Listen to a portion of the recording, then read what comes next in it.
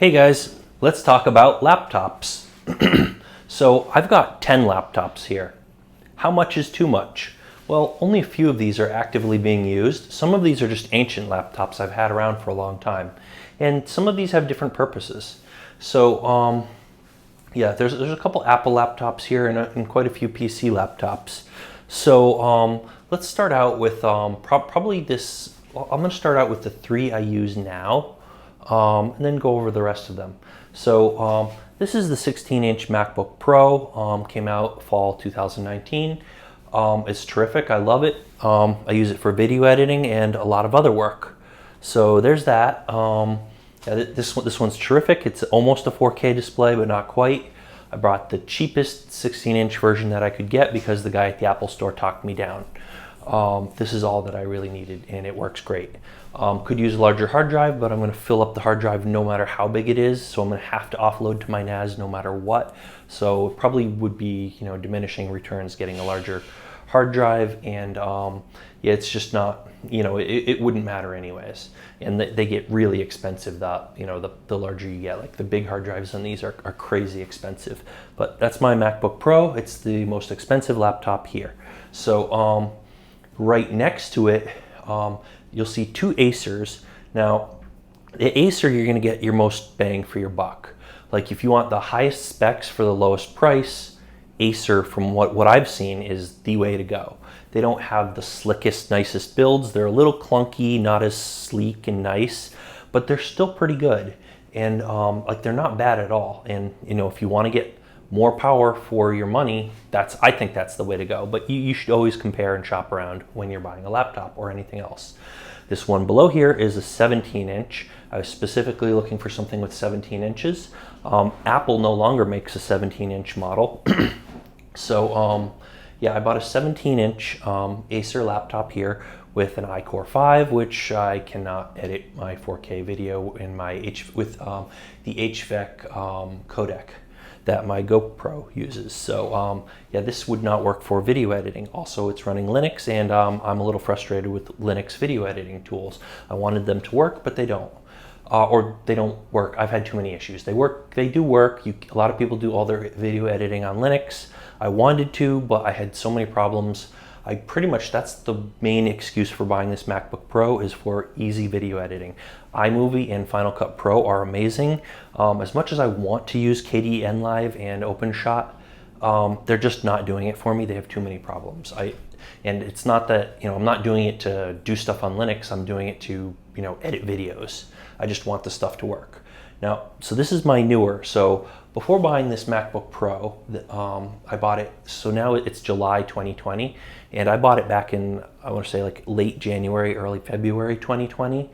And before buying this, I was mostly using this Acer laptop and this small Asus laptop. I'll get to that in a little bit. So those both run Linux, and those were my two laptops that I used in most cases.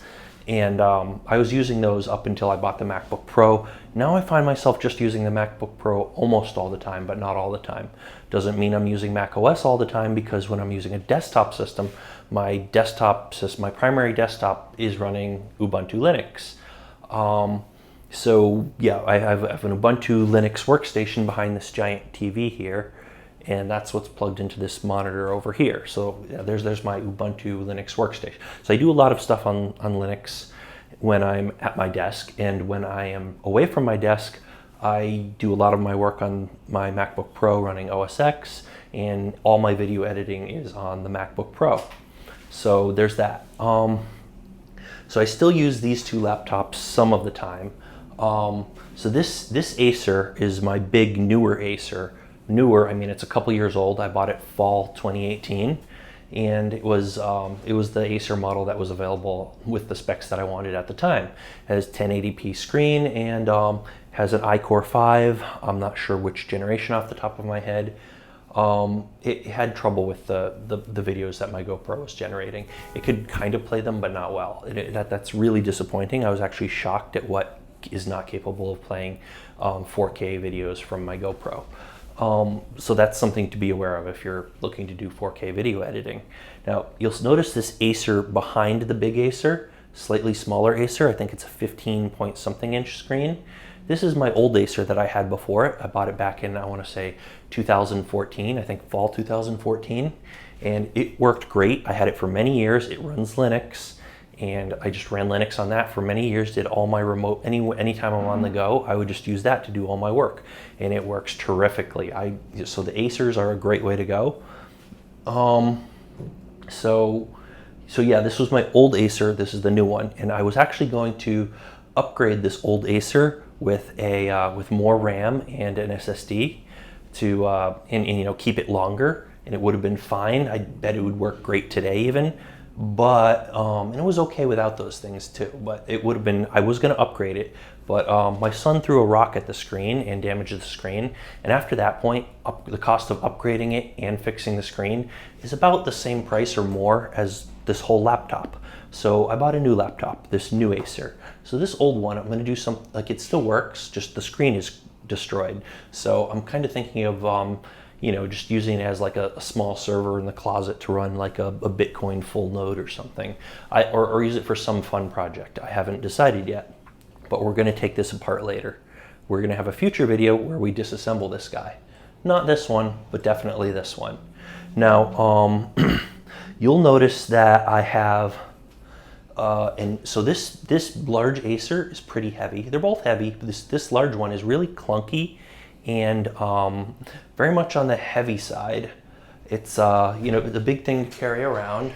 So I found myself needing something ultra portable that I can just carry on the subway, and just carry it everywhere with me and just use it whenever I can. So I purchased this Asus. This small Asus laptop. It looks pretty, it's pretty nice build. I mean, it's all plastic. It's not expensive or anything. It's not that solid, but it's nice. I think the shape of it is nice. It's a pretty nice laptop. I don't know if the camera will be able to see this, but it is. This is a notebook. It's a Model E203N notebook PC, Asus. I bought this on eBay. I'm going to put the specs for all of these and all the information on all of these laptops up on, if you check the link in the description, I'm going to have a link to my page that goes along with this video, and it's going to have all the details on all of these. So yeah, so I don't know all the specs on all of these off the top of my head, but I'm going to have all of that stuff if you check the link in the description.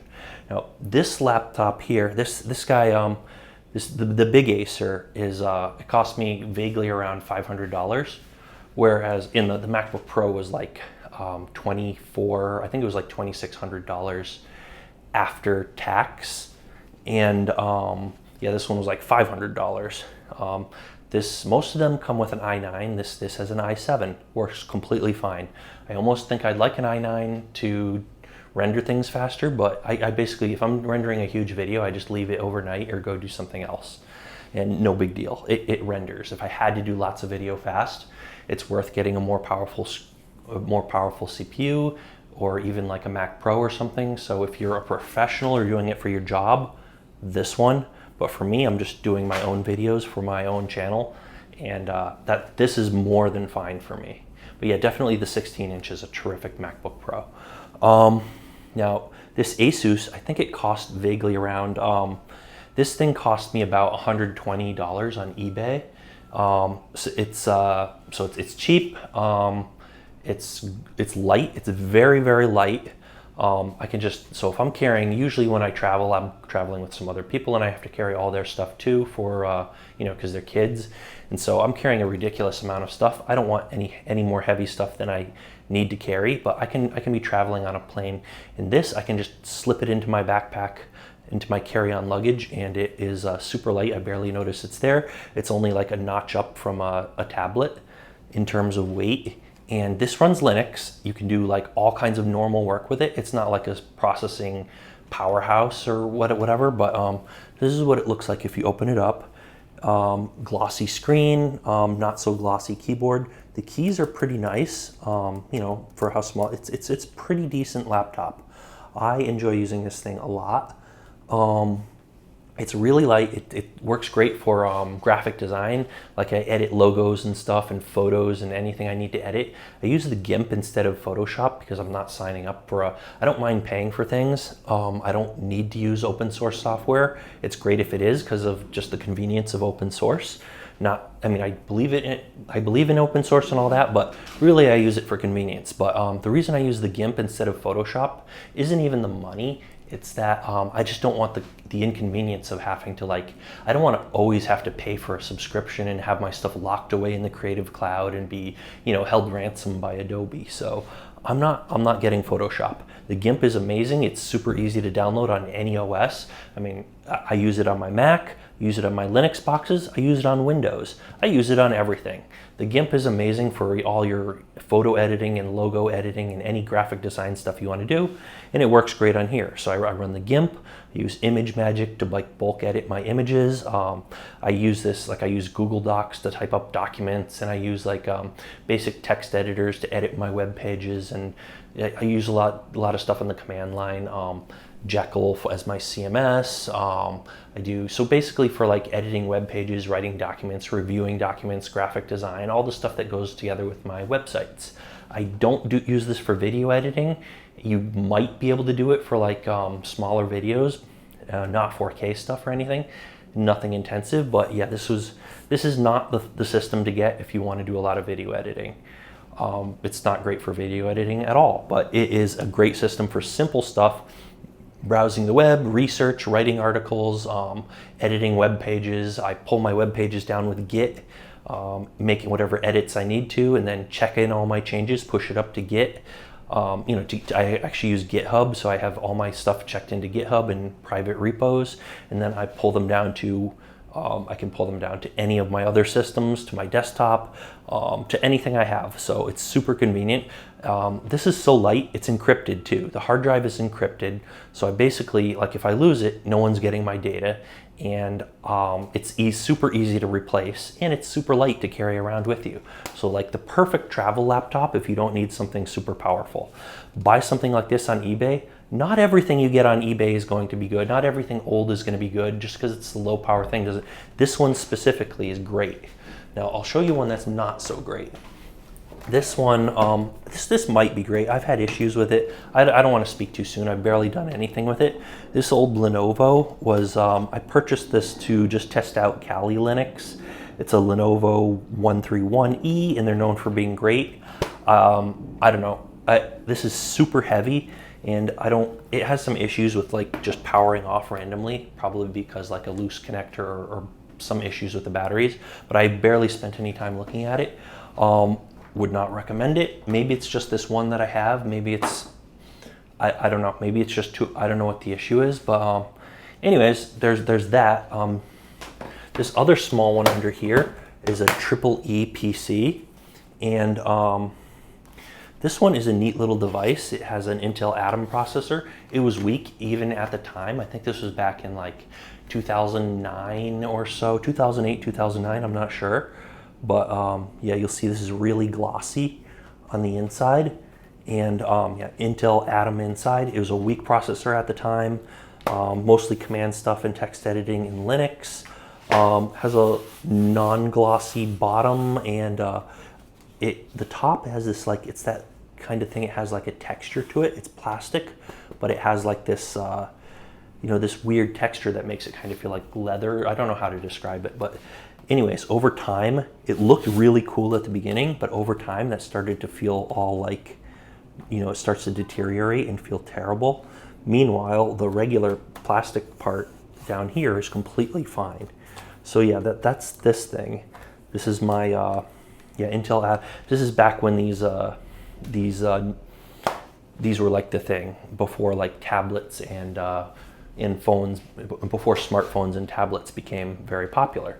So you would not want to buy this thing today, but it was pretty cool at the time. This thing, I would highly recommend getting something like this even today. But yeah, do pay attention to what you're actually getting. And I'll put some specs in the link in the description. And maybe at the end of the video, if I have a little chart or something, I'll post that at the end of the video. I haven't decided, but definitely check the link in the description. Now, so that's those things. I haven't opened these others up yet. I'm gonna quick talk about this Surface. So I bought this Surface. This is actually a pretty terrific thing. Only problem with this is, well, this one is broken. As you can see, the screen is smashed. So we're gonna take this apart later and see if I can actually get it to work with an external screen or fix the screen, replace it, or whatever. But this thing is damaged for reasons. But it has this like removable keyboard. You can pull this right off and it attaches, like you don't even have to line it up. It just attaches like that. So yeah, this just attaches right back, and it is, so this was a terrific little laptop. I originally wanted to put Ubuntu on it. There are a lot of issues when you run Ubuntu, like it going to sleep and not waking up and all other things, that I found fixes for pretty much every single one of them.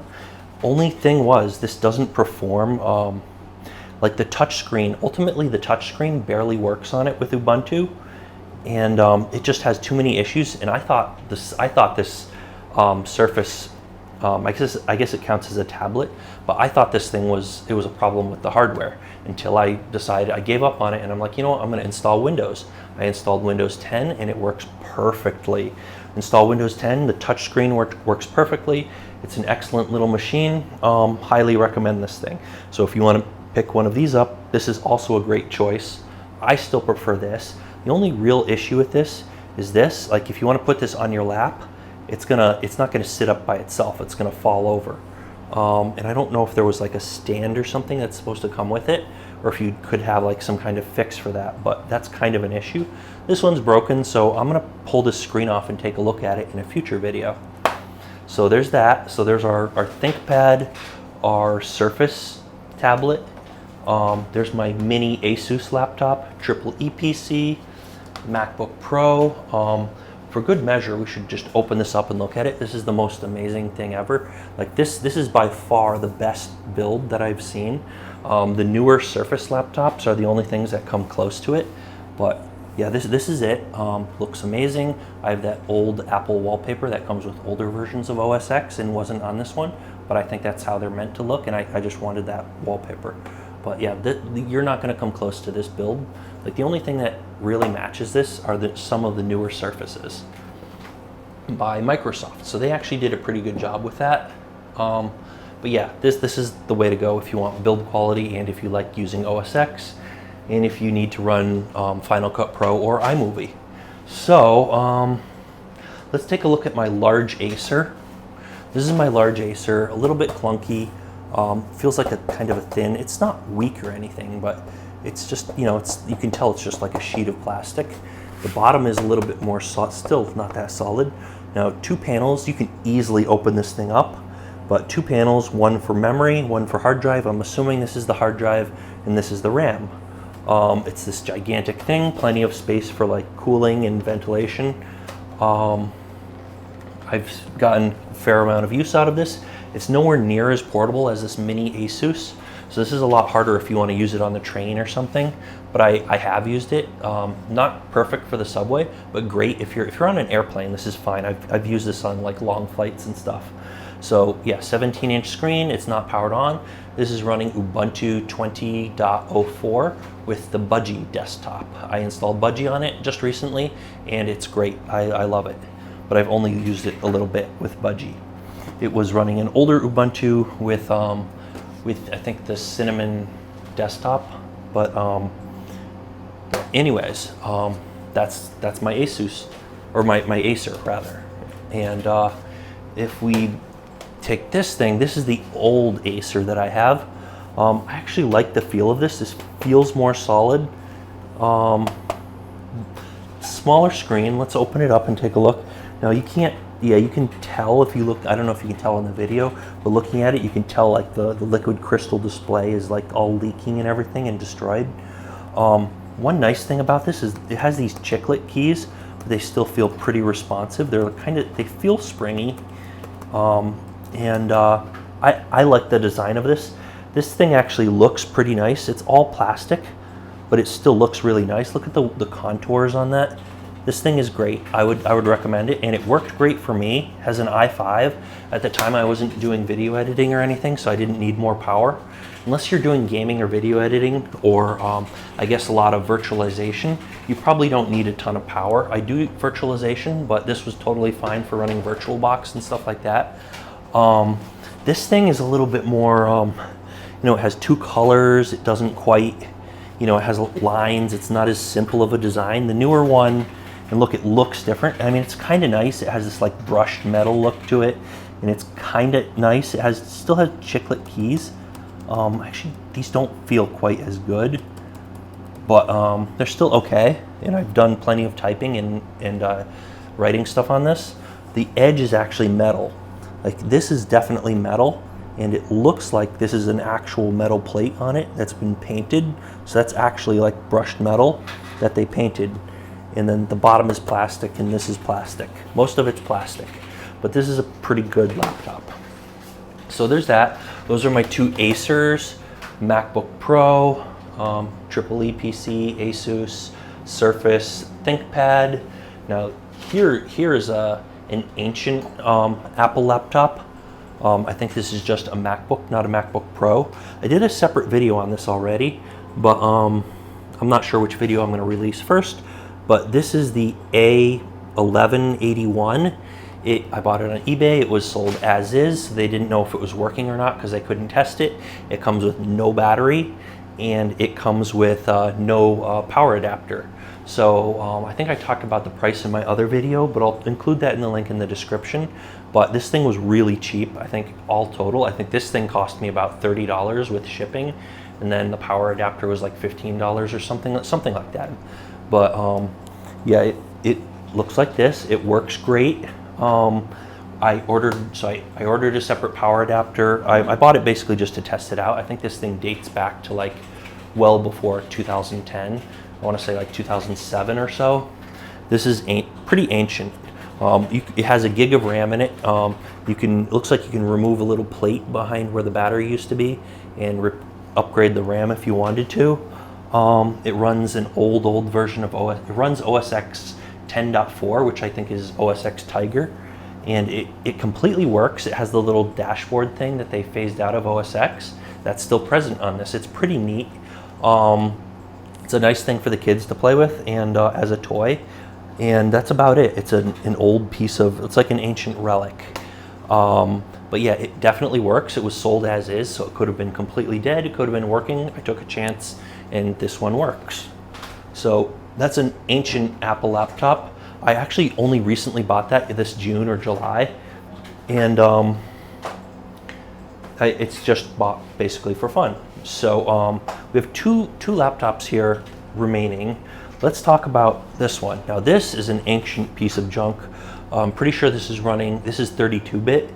It's running an Intel, I believe this is a Pentium 4. This is a Dell Latitude. Now look at how ancient. This is by far the worst keyboard out of any of these.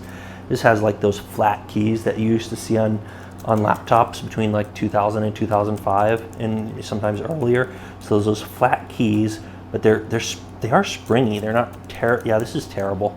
Little buttons and a trackpad. That's not terrible. It's a Pentium M actually. And this is probably still working, running an old version of Ubuntu. It's relatively heavy. It has a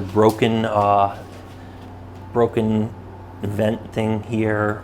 Still has a serial port, parallel port, as crazy as that sounds. It has a modem on it. This is probably created pre-2005. Like this thing is pretty ancient. Wow, look at that PS2 port. It looks like a PS2 port or S-Video maybe. I don't know. It's been so long since I've used either of those. But look at all these ancient ports on this piece of junk. Yeah, a couple things for RAM and hard drive upgrades, removable battery, which, yeah, gotta wonder if that would even work. Has a little thing for a docking station. This is pretty ancient. It was good at the time, I guess. It was, something. Had a nice square monitor. This is one of a couple 32-bit laptops here.